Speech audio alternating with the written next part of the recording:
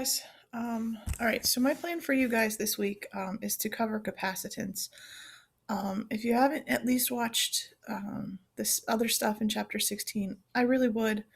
Um, I'm trying to make sure that the assignments that I leave you guys, they're not too hard to get done. I know that there's a lot going on with you guys, and I know that it's really stressful. But at the same time, diving into something that's outside of yourself might honestly help a little bit. So I'm trying to keep it basic, but at the same time cover some stuff. So I left you guys the blank version of this in classroom. The fourth page of this worksheet, I always do that. Fourth page of this worksheet is the first assignment, and the second assignment will be a couple problems from the book. Okay, I hope that will work for you guys. I miss you guys, and I think about you and worry about you a lot. Okay, so capacitance. It's the first step into circuits, which I'm hoping to get at least through most of this month. So here we go. Capacitance. You guys have capacitors, tons of them in your phone.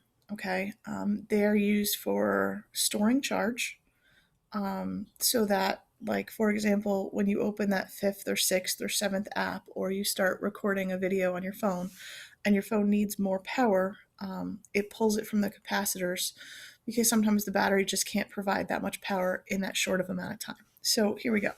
The flash of a camera, the jolt provided by a heart defibrillator, requires a sudden burst of electric energy. The small batteries used in these devices could not supply such bursts without the use of capacitors. Capacitors store energy in the form of an electric field. This energy can be delivered super rapidly. The field produced by separating opposite charges on two parallel plates. To understand capacitors, you have to look at all of the parts of the equation. All right, so consider two parallel plates, we're talking metal ones, okay, to transfer charge from one plate to another so that one plate becomes charged while the other one becomes positive, one becomes negative. You have to do work, okay?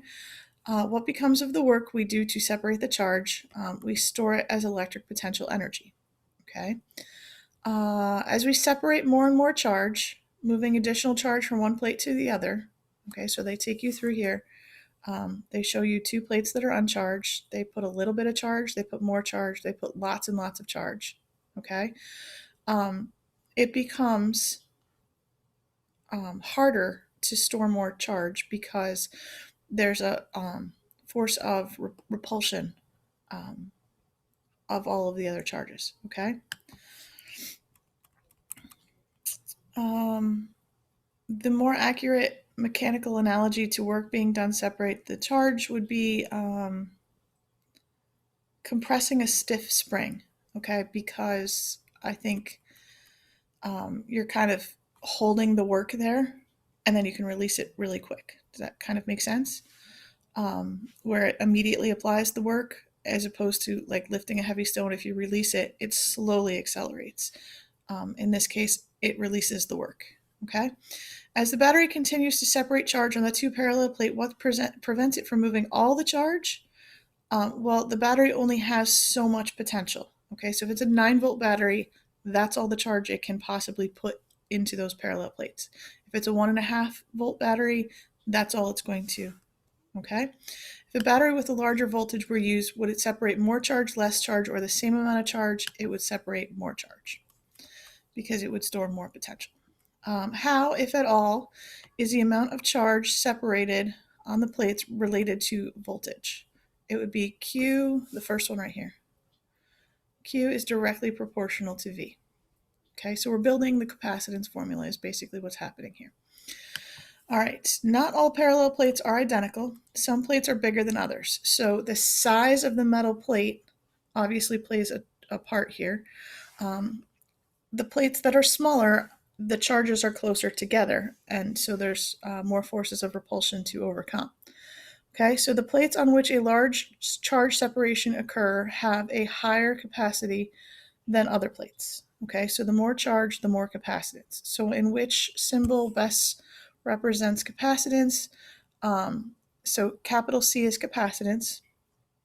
Okay, it is Q over V, so it's this middle one right here. If I redo here, we're solving, okay?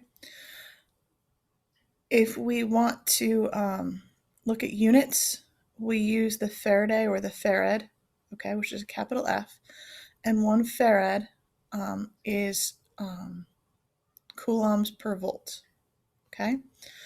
A pair of plates with a high capacitance is one that can hold a great amount of charge at a high potential, okay?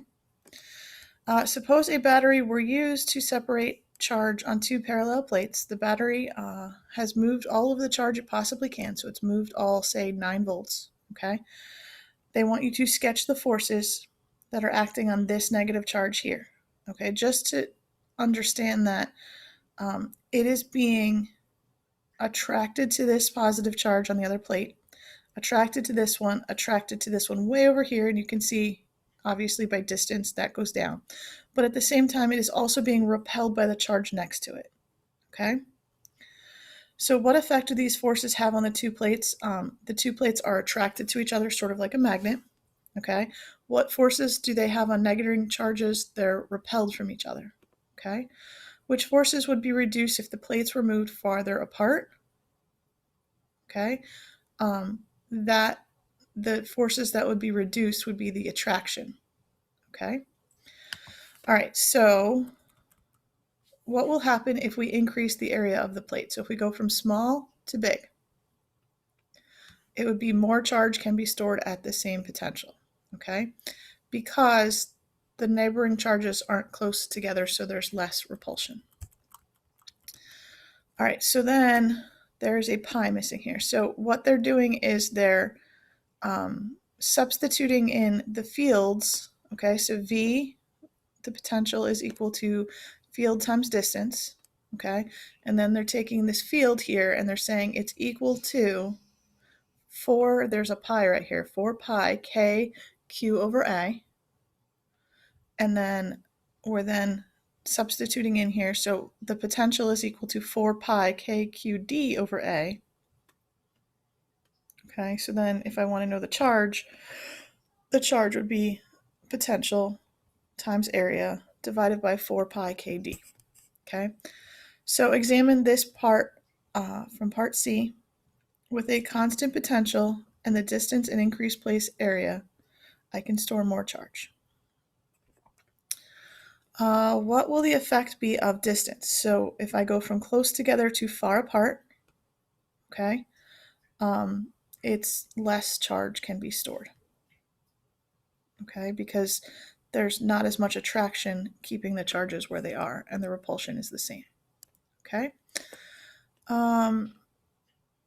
So less charge can be stored.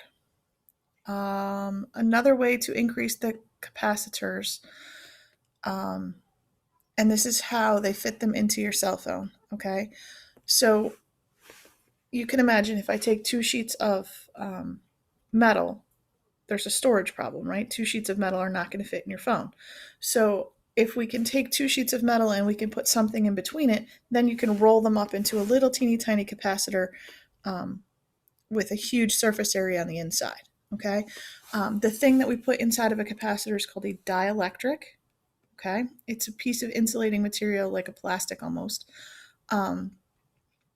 We're not going to spend a lot of time on that. I never spend a lot of time on that, okay?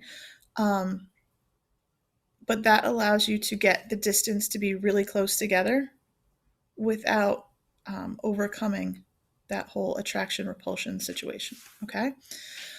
So capacitance is equal to this one right here, area divided by distance. And there's a piece in here that we're missing, okay? It says describe the characteristics of a high capacitance capacitor. That would have a very large surface area and it would be very, very close together. So the plates would be big and they would be close together. There is this thing, and if you remember from Walter Lewin's lectures, epsilon zero, right? It's called the permittivity of free space. The value is in the back of your book, and you need to use it in order to find the capacitance in a situation. So this right here should go on your card. This is the capacitance formula right here. Capacitance is equal to permittivity of free space times area of the plates divided by distance they are apart. Okay. The last page of this is your first assignment for the week. Okay. Take a picture of it, get it to me somehow. You can do it. I know you can. If you have questions, let me know. I'm always here. And I hope you guys are hanging in there.